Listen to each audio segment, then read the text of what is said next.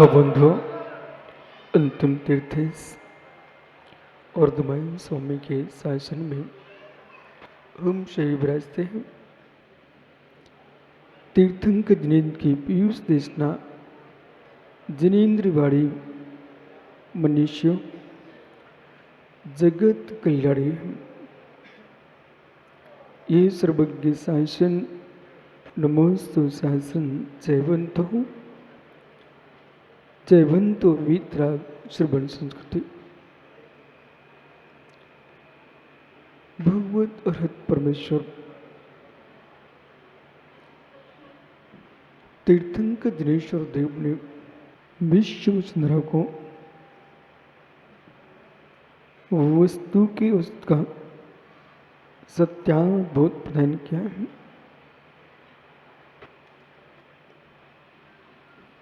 जो बुद्ध जीव वस्तु धर्म पर विचार करता है वह आत्मिक आनंद की ओर अग्रसर होता है।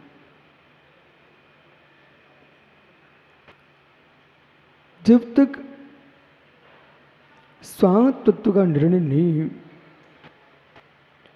वस्तु के वस्तु का यथार्थ निर्णय नहीं है, आत्मभाव आश्रव भाव का निर्णय नहीं है,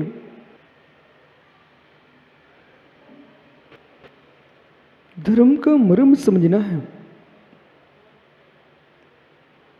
तो मित्र इच्छाओं पर नियंत्रण करने की आवश्यकता है। और जैसे जैसे इच्छाएं समाप्त होती जाएंगी कसाएं आपकी शांत होती चली जाएंगी। यदि आपको विश्वास तो व्यक्ति कुपित हो जाता है और कुपित होकर के इस बात को भूल चुका होता है। जैसे जैसे जीव उपशम भाव को प्राप्त होता है कसाएं मंद होने लगती है, परिणाम विशुद्धि का संचार होता है। और जब विशुद्धि का संचार होता है तो स्वतः ही कसायों पर नियंत्रण प्रारंभ होता है। जिनका सोच है कि मेरे अंदर कसाई क्यों उद्वेलित हो रही है मित्र, कसाय को उद्वेलित करने वाला कोई दूसरा नहीं है। क्रोध तुमको आया कब? क्रोध तुमको आया कब? जैसा तुम चाहते थे वैसा नहीं हो सका इसलिए तुमको क्रोध आया। जैसा आप चाहते हो वैसा नहीं हो सका इसलिए क्रोध आया है। आप चाहो ही मत तो क्रोध आएगा क्यों? अपने अनुसार जगत को चलाने की दृष्टि जिसकी है, अपनी अनुसार जगत को चलाने की दृष्टि जिनकी है, जो सारे लोग को अपनी बुद्धि से चलाना चाहते हैं वे अपनी कसाई कभी शांत नहीं कर पाएंगे। जहां कर्ता बुद्धि प्रविष्ट होगी, किंचित मात भी भाव तुम्हारा यह है कि सारे लोक की व्यवस्था मेरे हाथ में है और आपकी बात को किसी ने नहीं स्वीकार किया, कुपित हो गए। लेकिन निर्णय होना चाहिए। हर्ष का विघात करने वाला कोई है उसका नाम क्रोध है। हर्ष का विघात करने वाला कोई है उसका नाम क्रोध है। और प्रीति का नाश करने वाला है उसका नाम क्रोध है। कितने लोगों की मित्रताएं विच्छिन्न हो गई। जो घर, जो कुटुंब, जो परिवार आनंद के साथ जीता था और बोटो भैया एक क्षण की कसाई ने क्या कर डाला। परिवार का परिवार समाप्त हो गया। माताओं, कोई घटना घटती है उसको धैर्य से भी तो आप काम ले सकते हो, धैर्य से भी तो काम ले सकते हो। क्रोध करने की आवश्यकता क्या है? तुम्हारे हाथ दोनों ठंडे हैं, हाथों पर हाथों का घर्षण होगा तो वो भी गर्म हो जाएंगे, और पत्थर पर पत्थर जब घर्षण होता है तो चिंगारियां आने लगती हैं। ऐसे दो दो अहंकार टकराते हैं तो क्रोध की चिंगारियां आने लगती हैं।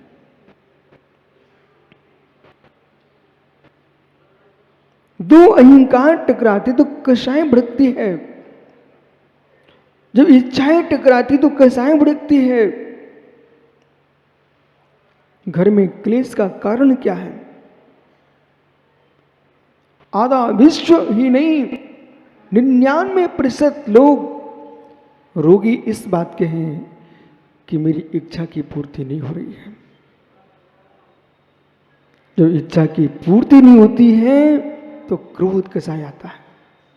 जब क्रोध कसाय आती है, मित्र सामने वो नहीं देखता है कौन सगा है कौन पराया है, कौन सगा है कौन पराया है। ओहो, जिसको अपने भाई पर प्रेम नहीं, इम बीजते जायते कोपो कान दृष्टि कान विरस्तम सा रिपो पर लोक का। पंडित जी, बिना कारण के ही कोप आ रहा है, देखते ही, चाहे सगा बन के आए चाहे पर का बन के आए, रूप ऊपर लोक का है। शत्रु मां के रूप में भी आ सकता है, शत्रु पिता के रूप में भी आ सकता है, और शत्रु भाई के रूप में भी आ सकता है। हे मित्र, शत्रु बेटे के रूप में भी आ सकता है। शत्रु किसी भी रूप में आ सकता है। मां के रूप में शत्रु आए, पंडित जी मत पूछना किसी मां से, जितने इनके घर में खेल रहे हैं उतने ही बेटे नहीं हैं। जितने घर में खेल रहे उतनी ही संतान नहीं है। इन्होंने घर में खेलने को मौका ही नहीं दिया। ये पूर्व की बैरी माताएं थी, उनमें बच्चों घर में ही टुकड़े करा के फेंकवा दिया।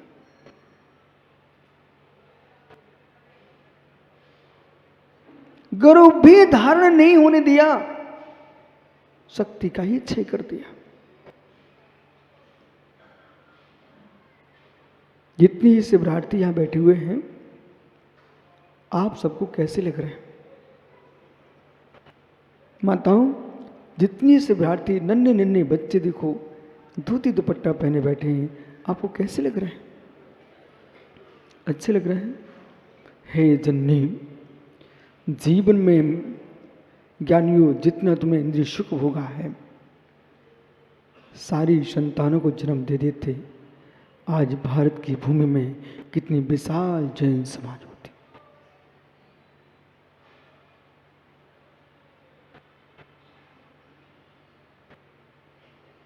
इसलिए कुंद कुंद स्वामी ने कहा, धर्म का व्याख्यान करने के पूर्व इतना व्यक्ति को ज्ञान हो जाना चाहिए है, आत्मभाव आश्रव भाव। आत्मभाव आश्रव भाव, दो शब्दों पर ध्यान दीजिए। आत्मभाव आश्रव भाव, याद हो गया? आत्मभाव आश्रव भाव, बेटा सम्यक समझ जगती पर।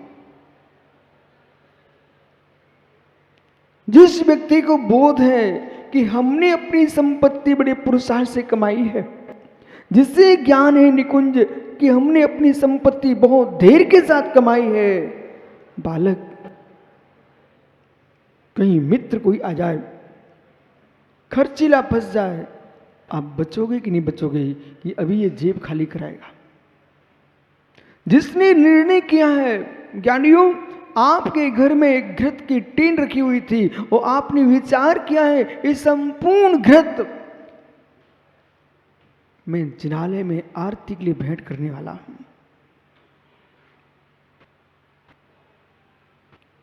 संपूर्ण घृत जिनालय में आरती के लिए भेंट करने वाला हूं।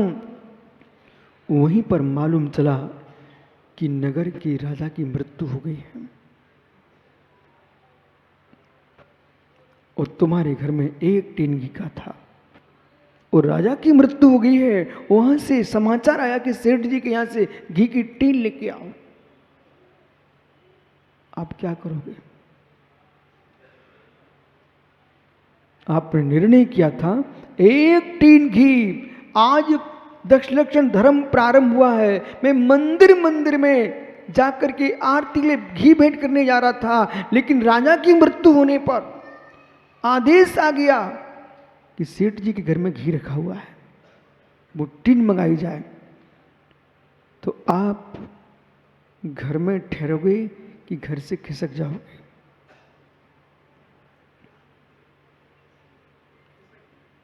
धीरे से निकल जाओगे। यदि नहीं भेजी तो राज दंड मिल सकता है। जब मैं सामने होंगे ही नहीं तो कोई विकल्प नहीं होगा। वो व्यक्ति धीरे से वहां से खिसक जाता है। बोले क्यों? हम घृत की टीन आरती के लिए रखे हूं, मुर्दे पर चढ़ाने के लिए नहीं रखे हूं। विष की वेदना से, रक्त के क्षय से, संक्लेश परिणामों से, मित्र आहार के निरोध से, श्वास के निरोध से, शीत की बाधा से, उष्णता की बाधा से, ये जीव कषाय की तीव्रता से समय के पहले मर जाता है। क्या पंडित बराबर नहीं है?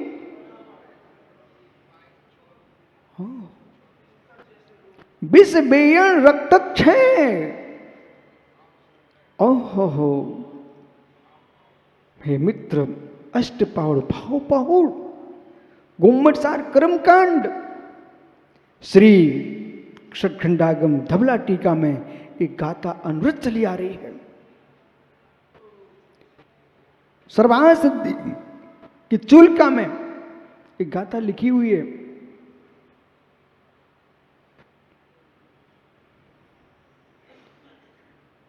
आप लोग दयालु हो, दयालु हो, करुणाशील हो। मित्र, गैरों पर करुणा कर लेना बहुत सरल है। अपरिचितों पर करुणा कर लेना बहुत सरल है। अपरिचितों पर दया कर लेना बहुत सरल है। हे मित्र, जितनी प्रीति आनंद, वो कहाँ गए? धनेन्द्र, अतुल, प्रधान जी, ये सब कहाँ विलीन हो गए? सब धनेन्द्र भैया, इन सारे जीवों से कह देना, दादा महावीर बड़ियात्या जी, ओ मुमुक्षु गया, अपरिचितों से बात्सल्य दिखा देना, अपरिचितों पर दया कर देना बहुत सरल है। जिनके साथ रहते हो उनको बात्सल्य दिखा दो, एक कठिन तपस्या है।